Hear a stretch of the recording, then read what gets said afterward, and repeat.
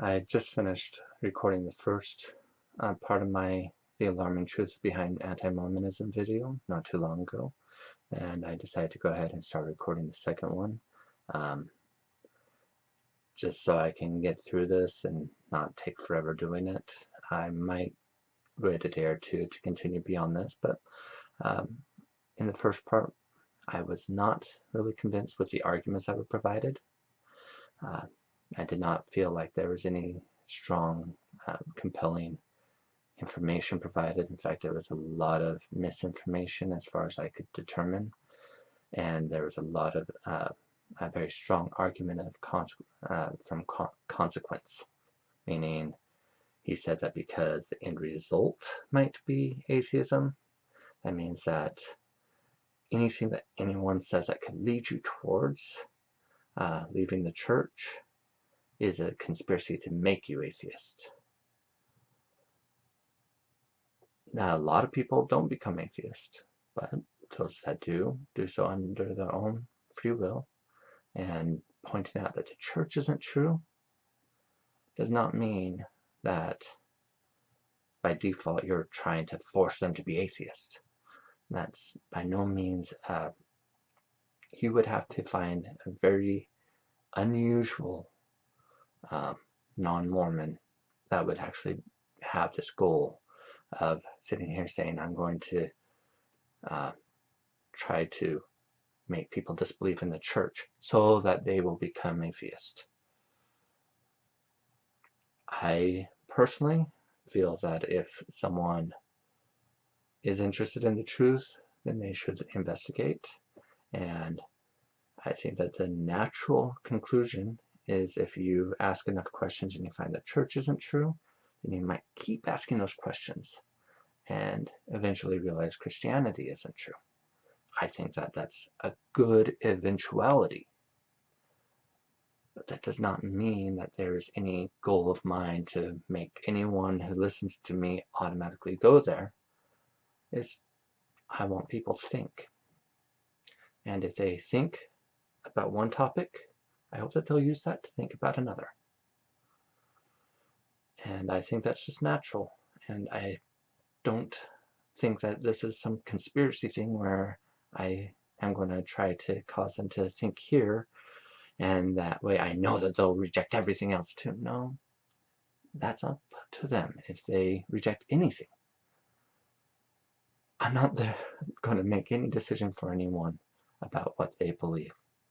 All I can do is share information, and hopefully people will investigate and come to the correct conclusion over time.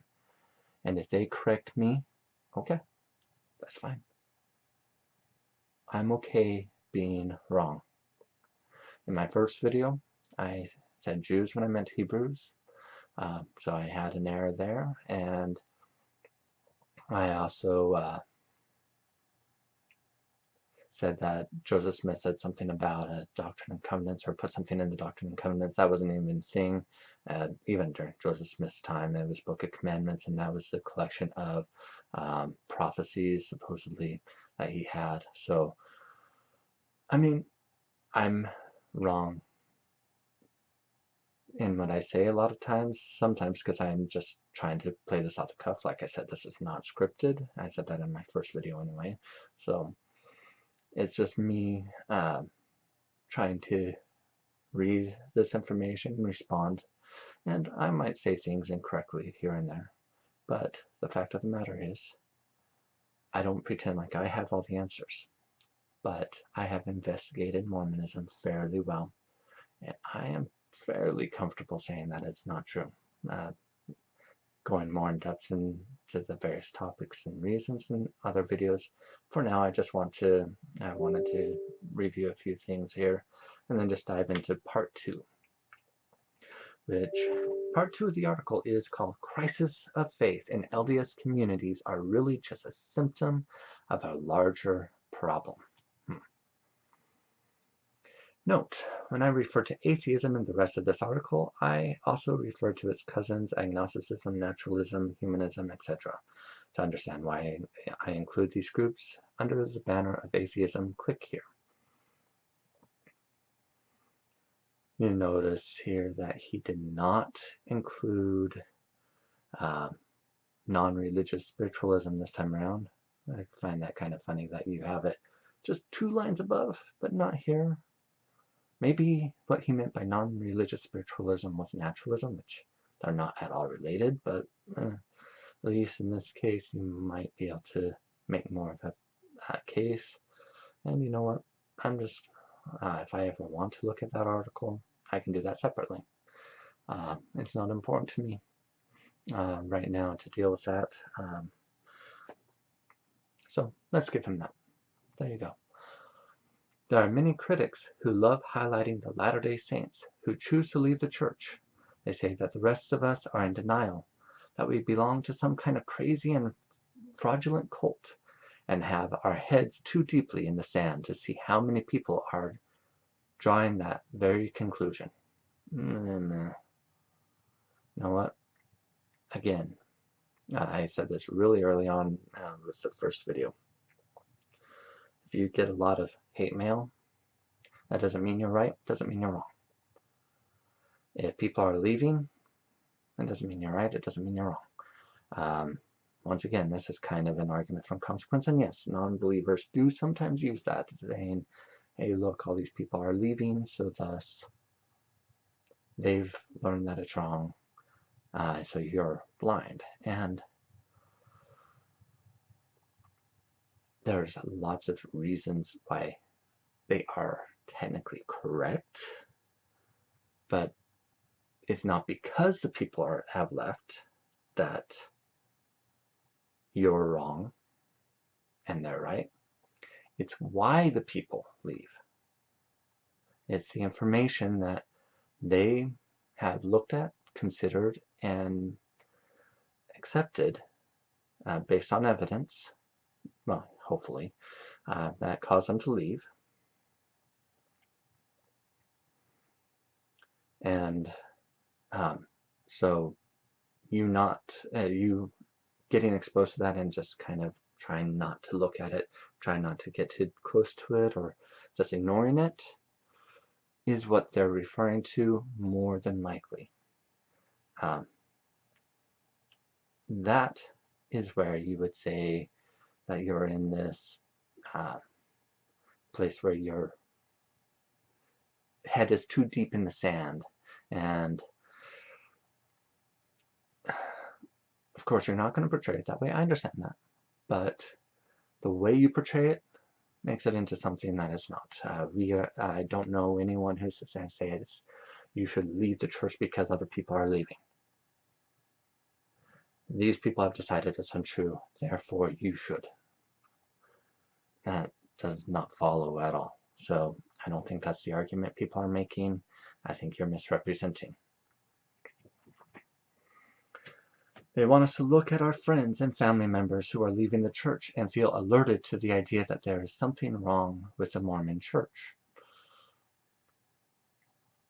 Some people might specifically want you to look at that and see it as a cancerous growth within the church that is causing people to see awareness. I mean, almost an anti-cancer, so to speak, where people are actually taking information, learning, and then leaving as a result. Again, I don't think that's much of a strong argument against it, so I'm not going to make it. But if you look at the extensive survey data Pew has collected on religion in the US, what you see is that, like never before, people, especially millennials, are abandoning the religion they grew up in. Okay? Again, I'm not going to sit here and say a whole lot about this. You're right. People are leaving religion, and I think it's a good thing. You apparently don't.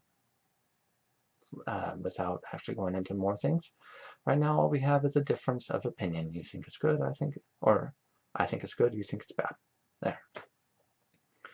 While Mormons are much more likely than other Christians to become atheists when they leave their childhood faith, the numbers of Christians who are becoming unaffiliated with religion is growing dramatically.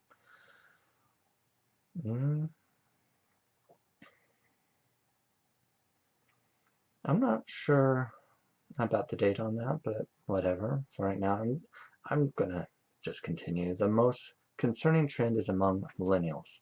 Across the board, in LDS and other Christian churches, approximately 1 in 3 millennials are leaving the faith they were raised in for something else. For Mormon millennials, that something else is generally a form of atheism, and for other millennials, it is largely a mix of atheism and non-denominationalism, which you might call a gateway to atheism. Oh, yeah. Learning, I would say, or learning how to think critically, how to question things and people in authority, I think is a gateway to atheism or non-theism or any of the groups that you want to sit here and criticize. But hey, let's just continue on. I'm not going to focus too much yet. So to be clear, it's not that we have discovered new information about Joseph Smith that has suddenly changed a lot of people's minds about the Restoration. The criticisms you hear today are the same criticisms that have been peddled for decades and longer. Let me think here. What has changed? What has changed? Let me think. Maybe it's the access to the information. When there wasn't internet where people could check things so easily, guess what? It was much harder for them to gain access to stuff, especially when it was so demonized. It's anti-Mormon literature. So they could not get it as easily. They couldn't review it. They couldn't actually ask the more in-depth questions or without really having a far stronger stigmatism put on them as far as people trying to make them out to be bad for even asking. So, is there new information? Minor here and there. I mean, obviously, as people keep researching and all that, they do find new evidence here and there. I've heard that there's some new records that have been found in a few investigations here and there. So, you know, it's not like anything drastic that's been discovered that's like made the pot overflow, so to speak. But what has been really important is the access to the information since the internet. Of course, you're not going to try to portray this as actual information. No, crises of faith aren't a Mormon problem. They're a humankind problem, a civilizational problem. Faith itself is weakening in the Western society. Okay, good. I think I do not find faith to be some magical good. I think it's better to treat people good and to try to look at evidence and try to figure out what is right for everyone, not just sit here and base everything off of what you feel is right. I don't know. Maybe that's me. Clearly you think it is. I'm some evil person who is clearly an atheist, right? Perhaps we have learned so much through science that we feel silly relying on faith, on beliefs that we can't confirm scientifically. Perhaps with all the temptation that abounds, it's just easier not having to worry about a God that will hold us accountable for our choices. Perhaps it's something else.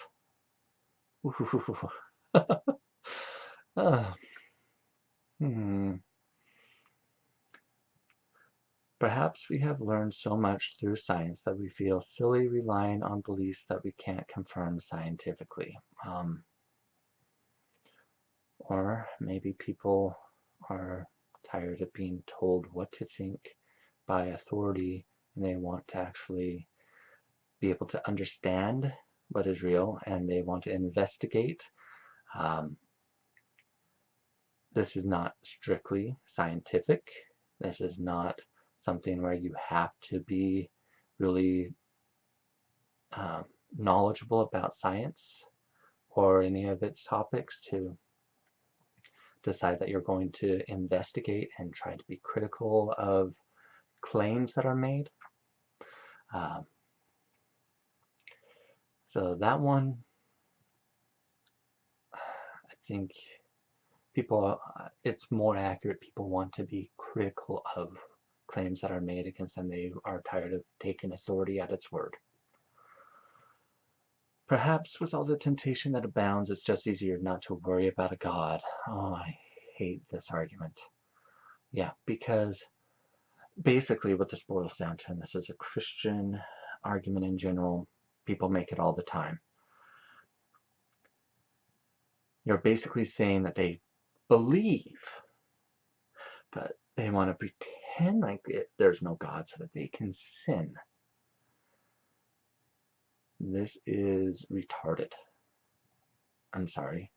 This makes absolutely no sense. I can't say no one has ever thought that way, but if they have not thought it through. Pretending like something is not real, if you think it is. It's just, you still know that there's going to be a consequence, even if you're going to try to pretend like there's not. It does not follow. This makes no sense whatsoever. So, sorry, I'm not even going to buy that one whatsoever as a reason.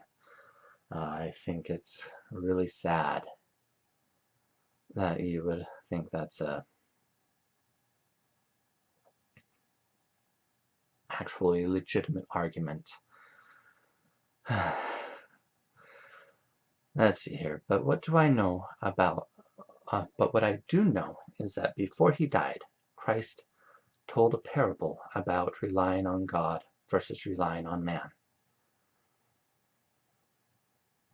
Luke writes that the purpose of this parable is to remind us to pray always and not faint. And after telling the parable, Christ asks, perhaps with sadness in his voice, when the Son of Man cometh, will he find faith on the earth? Yeah, this parable is basically saying put what you believe ahead of what you can learn. Do not trust in knowledge that you can demonstrate, that you can verify. Do not try to find out what is true, because you need to have faith instead. I do not think that's a tenable or an honest position. And I know you're going to disagree about exactly what that means, but faith is believing in something even if the evidence is not there, or if the evidence goes against. And that, to me, is the disingenuous nature of faith, is that people who sit here and say, well, you have to have faith after hearing arguments and dismissing them, basically are saying that you should just believe in spite of contrary evidence. I think that is just a bad place to be. Maybe we're starting to witness what Christ was concerned about when he posed that question. Maybe that's just your statement. Don't really know. I'm pretty sure that record is flawed in many ways, but that's not a place for this conversation. So just assuming he's there and he said this and everything is perfectly recorded decades after and there's no fault in it at all, then maybe this is what he's talking about. But honestly, it's a good thing if people are actually being critical about authority. I mean, you're critical about other authority. You just don't think that people should be critical of the church's authority. So why might the adversary lay the foundation for plunging Western society into atheism? The reason goes deeper than you may have ever expected. Again, this is conspiratorial. So why might the adversary lay the foundation for plunging Western society into atheism? This is some demonic. I mean, I think he's actually referring to Satan here. I think he's basically saying Satan is planting these doubts and causing these issues to plunge society into atheism. Yeah. Because people, rational thinking people, could never come to the conclusions on their own. They can never decide that the church has problems and that they don't believe it on their own. No. There must always be a dark, sinister plot. Or not. Maybe people are just waking up to the fact that there's no good reason to believe. Now that we understand the central role that atheism is playing in the crisis of faith for both Mormons and other Christians, it's time to understand the profound implications. Well, so far you are trying to lead the conversation into far more conspiratorial land, and this is the end of part 2, but I don't have much hope for him recovering in part 3. Sorry. What we have here is a bunch of statements, and I understand where he's coming from, but I think he is misleading, at least, and lying in some respects about it. Granted, he probably, I think some of it is intentional, so it's hard for me to think that someone could be this disingenuous and try to make it this conspiracy so thoroughly without at least knowing that that is representing some very devout people who just kept plugging away at the question, kept investigating, and came to the conclusion that it's not true. He's painting them with this, so I think there's intent. I don't think it's impolite to say lie when you're trying to misrepresent someone intentionally. But maybe I'm wrong. Maybe as soon as people leave the church, he refuses to associate and he dehumanizes them and just thinks that they're spawn of Satan of some level. I don't know. But if he doesn't, then I think this is very dishonest. But hey, we will learn more, I'm sure, in part 3.